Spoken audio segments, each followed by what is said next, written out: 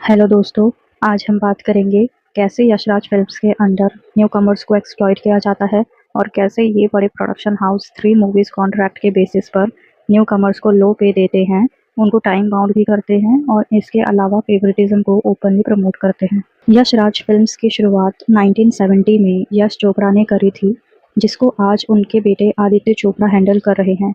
Yashraj films ने बॉलीवुड को बहुत सारी आइकॉनिक मूवी दी है, जैसे एक था टाइगर, टाइगर जिंदा है, वॉर, पठान, डीडीएलजे, धूम, सुल्तान, जिससे आज के टाइम पर उनकी नेटवर्थ 1.2 बिलियन के अराउंड है।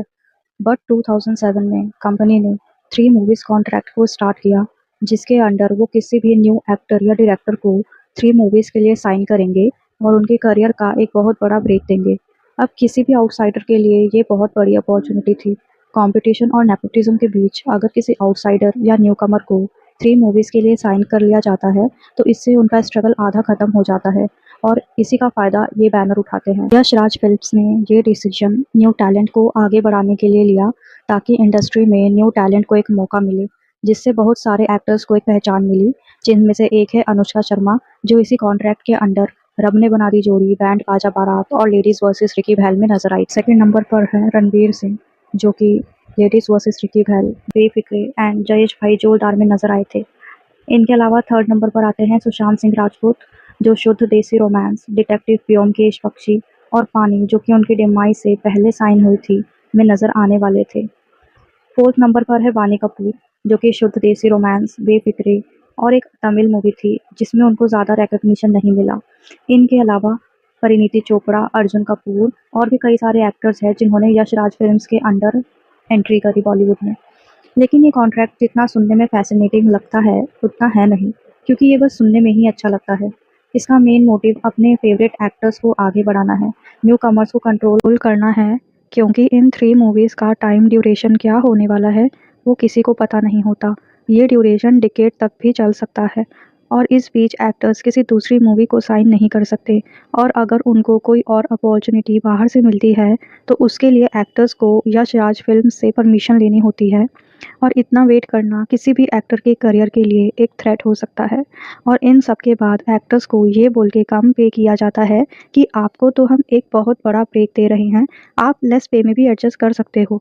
ये सब बातें सुन के कोई भी न्यूकमर्स लेस पे में भी मूवी साइन करने को रेडी हो जाता है, just to mitigate their struggle in this industry. ऐसे बहुत सारे एक्टर्स हैं जो 3 मूवीज़ कॉन्ट्रैक्ट के विक्टिम बने हैं, जिसमें से एक है वानी कपूर, जो आज भी अपने डिसीजन को लेके रिग्रेट करती है। अगर हम वानी कपूर के केस को देखें, तो उनकी मूवीज़ जैसे शुद्ध देसी रोमांस 2015 में आई थी, जिसके बाद उनको बहुत रिकग्निशन मिला, लेकिन उनकी सेकंड मूवी बेफिक्रे 2019 में आई थी, जो एक बहुत ही लंबे गैप के बाद आई थी, लगभग 4 साल। इन 4 सालों में उनकी इमेज पूरी तरह फेड हो गई। सब भूल गए कि वानी कपूर की मूवी लास्ट कब आई थी, और जब तक उनकी सेकंड मूवी बेफिक्रे आई, तब तक लोग उनको भूल चुके थे, और बेफिक्रे मूवी भी एक फ्लॉप ही थी। जिसके बाद उनकी चंडीगढ़ करे आशिकी आई, जो कि वो भी ज़्यादा नहीं चली। इसके बाद उसको वॉर में देखा गया, जिसमें सारी लाइमलाइट एक्टर्स लेके चले गए, एक्ट्रेस को कोई रिकग्निशन नहीं मिला, और यही एक one of the biggest reason में से एक है कि वानी कपूर आज तक एक फ्लॉप एक्ट्रेस की कैटेगरी में आती है। इसके अलावा प्रोडक्शन हाउस 3 मूवीज़ कॉन्ट्रैक्ट के बीच में एक्टर्स को दूसरी मूवीज़ साइन करने या ना करने के लिए कंट्रोल करते हैं, और ये 3 मूवीज़ का ड्यूरेशन कुछ भी हो सकता है। ऐसे ही किसी मूवी के लिए यशराज फिल्म्स ने सुशांत सिंह राजपूत को ये बोल के साइन करने के लिए मना किया था कि अभी वो दूसरी मूवी का पार्ट हैं, 3 मूवीज़ कॉन्ट्रैक्ट के बीच में वो दूसरी मूवी नहीं कर सकते। लेकिन सेम मूवी के लिए रणवीर सिंह को अप्रूव कर दिया था, क्योंकि रणवीर सिंह एक फाइनेंशियल बैकग्राउंड से आते हैं और उनके पहले से ही बॉलीवुड में कुछ कनेक्शंस हैं। सुशांत सिंह राजपूत एक नॉन बॉलीवुड फैमिली से आते हैं, उनके इतने कॉन्टैक्ट्स नहीं हैं, इसीलिए उनको कुछ मूवीज़ के लिए रिजेक्ट या रिप्लेस कर दिया गया जाता है। इन सब के अलावा छोटे छोटे एग्जांपल्स हैं, जिसकी वजह से हमको ये पता चलता है कि यशराज फिल्म्स 3 मूवीज़ कॉन्ट्रैक्ट के बेसिस पर कैसे लोगों को टारगेट करते हैं, और वो भी उन लोगों को जिनका बॉलीवुड में कोई कनेक्शन नहीं है। आपका इस पर क्या विचार है, कमेंट करके ज़रूर बताएं, और ऐसे ही इंटरेस्टिंग वीडियो के लिए हमसे जुड़े रहिए। तब तक के लिए बाय बाय, टेक केयर।